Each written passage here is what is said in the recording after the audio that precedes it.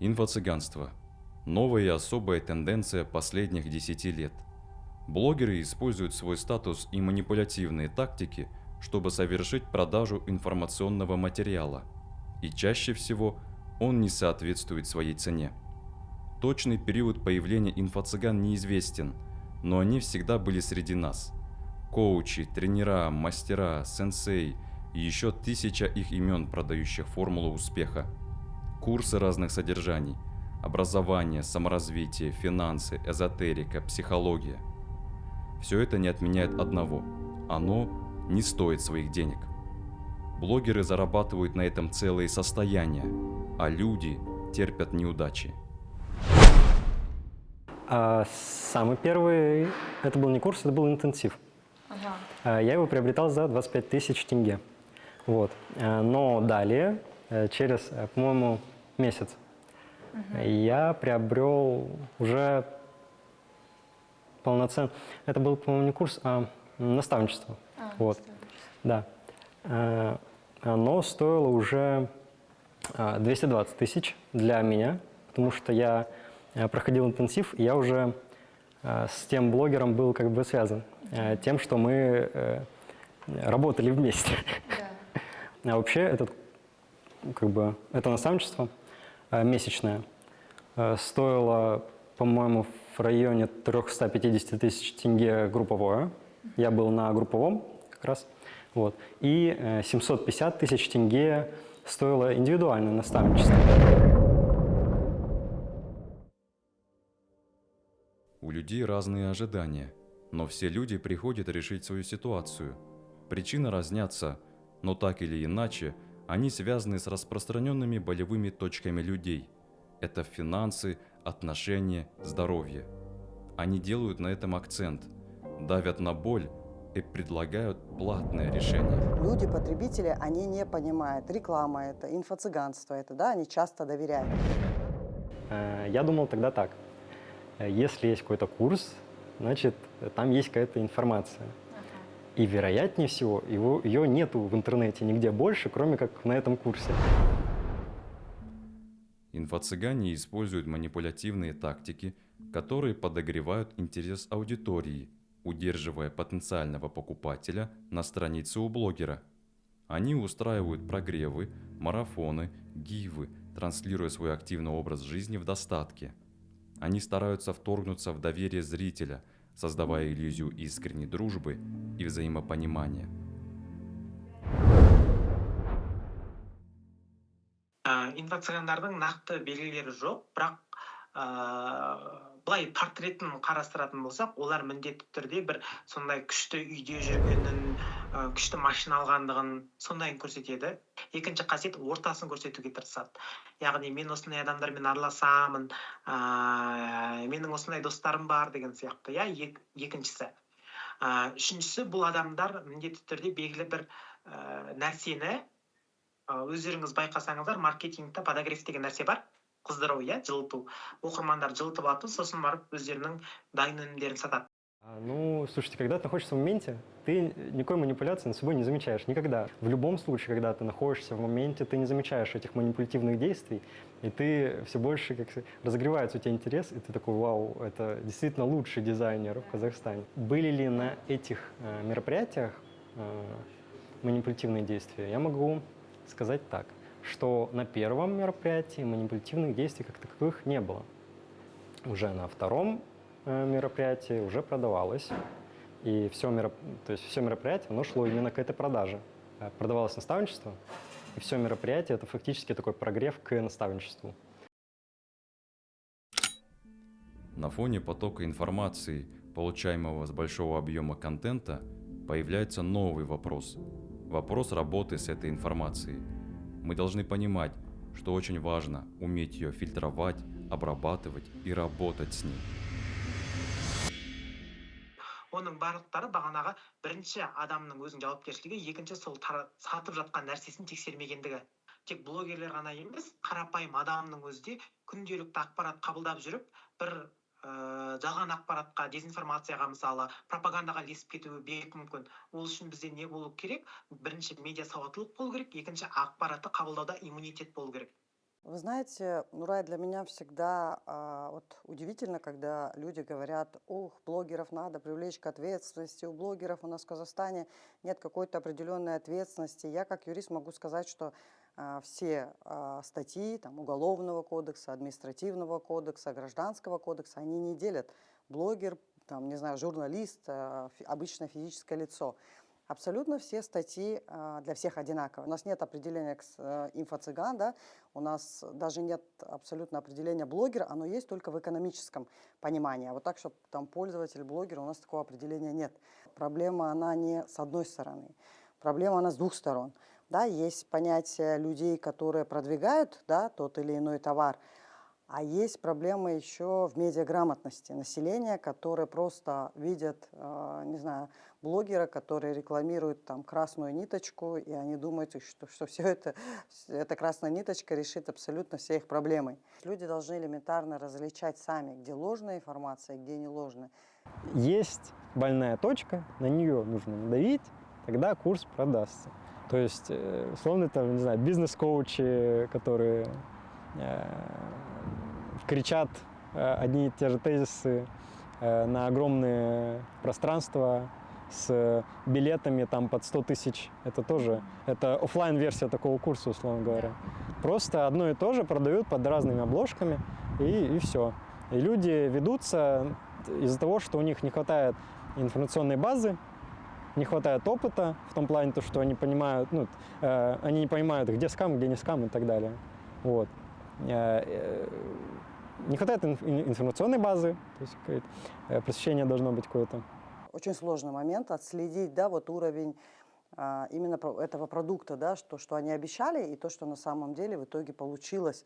И думаю, в судебном порядке здесь, наверное, сложно доказать, да, что вот мне обещали, что после этих курсов, там, я не знаю, я выйду замуж, да, к примеру, да, на самом деле, а я не вышла, да. Вот здесь каким образом вы обратитесь в правоохранительные органы, что вы им скажете, да? Медиаграмотность – простое понятие, но не столь простое в практике, как показывает статистика. Эксперты подмечают важность введения этого предмета в школьное образование. Суть медиаграмотности гласит всегда смотреть на информацию с подозрением, анализировать ее и проверять источники. Как пример возьмем исследование международной организации factcheck.kz. У них был проанализирован пост со страницы популярного бизнесмена Маргулана Сейсембай, и обнаружено, что не вся приведенная статистика соответствует правде. На самом деле, мы даже представить не можем, сколько неправды нас может окружать каждый день на просторах интернета. И неважно, значительна она или нет. ал біз жерде мысалы көп адамдар оны ізденуден қалған, яғни олар мен аты жөнімді жаза салайын, 100 теңгесін аудара салайын, сосын ол маған тауып бере салсын деген. Былайша айтқан кезде іздену емес, дайын асқа тік қасық болуға көп адамдар үйреніп кеткен. И нет никакой скрытной элитарной информации, о которой знают только вот эти люди, и больше никто об этом не знает. То есть, вероятнее всего, если правильно порыться, если правильно там посмотреть, если научиться гуглить, можно найти информацию, которая содержится на этих курсах. Я думал, что нету ее в сети, она вот есть только здесь, и там, условно говоря, в каких-нибудь школах дизайна, где-нибудь там в Британии. Вот. То есть думал, что нет такой информации. Так. У меня не было достаточно кругозора. Вот. То есть у меня не было достаточного количества информации для того, чтобы понять то, что есть куда более выгодные вещи. Несмотря на все это, спрос на онлайн-курсы не спадает, и люди все еще следуют за своим кумиром в поисках золотой жилы. Однако нельзя утверждать, что весь платный материал в интернете бесполезен. Возникает вопрос, как их различать и как понять, где инфо-цыган, а где блогер. Мой совет – это, наверное, проверка достоверности информации. Да? Вы смотрите другие, факт-чек, тот же самый факт-чек, вы смотрите другие ресурсы, вы обязательно смотрите комментарии, вы обязательно смотрите отзывы, и не обязательно на странице этого блогера, потому что чаще всего этих отзывов, отрицательных отзывов вы там не увидите. Да? То есть вы идете на сторонние сервисы и уже смотрите там. Самое элементарное, набираете название в поисковике и читаете, да, и там у вас будут либо там все такие суперположительные, либо там история совсем с негативными комментариями. Здесь, наверное, это самый такой вот элементарный первая ступень, это все-таки факт-чек. Если ты прям очень хочешь приобрести этот товар, то, пожалуйста, подумай о том. Ну и потом персона, да. Мы живем в Казахстане. Казахстан, ну, не очень большая страна, да. И здесь я не скажу, что у нас очень большой список блогеров, да, миллионников. То есть проверить репутацию того или иного блогера тоже не очень сложно. Важно рассматривать этот вопрос и с юридической стороны. Эксперты говорят, что правовая форма Республики Казахстан хорошо прописана. И не все, что говорится в интернете, безнаказанно. Как наш закон рассматривает деятельность блогеров и можно ли их привлечь к ответственности? Да, можно. Закон о защите прав потребителей распространяется на случаи, когда товар не соответствует стандартам.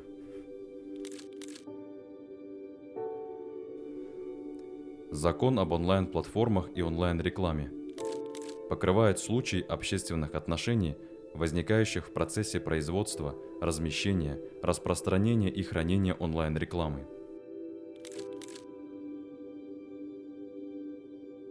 Закон о мошенничестве.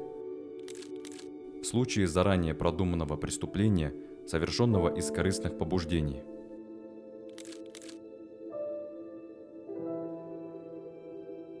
Закон об авторском праве и смежных правах. При краже информационного материала без указания необходимых источников.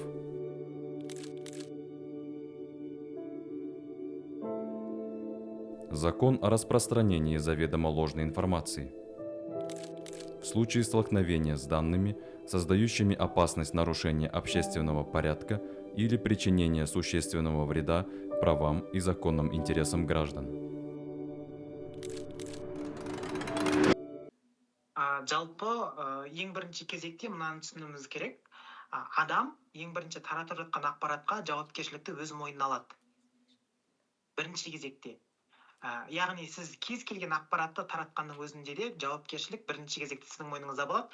Егер де ол заңдық тұрғыдан мысалы сотқа болмаса сол сияқты басқа да критерийларға түсетін болатын болса, мысалы сот іске түсетін болатын болса, онда міндетті түрде сіздің айтқан сөзіңіз өзіңізге кейін таяқ болып тиюі мүмкін. Бұны көп адамдар біле бермейді. Кстати, на законодательном уровне, наверное, это достаточно хорошо все прописано и все достаточно хорошо отражено. А вот именно практика, правоприменительная практика, я бы здесь, наверное, рекомендовала, если вы попадаете в такие ситуации, то обращаться к юристам, обращаться в правоохранительные органы с заявлением. Да? В Казахстане есть закон о рекламе, который предусматривает, что нарушением законодательства о рекламе в том числе будет, когда распространяет информацию о товаре, не соответствующую информацию. Да? То есть это тоже можно отнести к нарушению. Но здесь, конечно, предусмотрена административная ответственность у нас.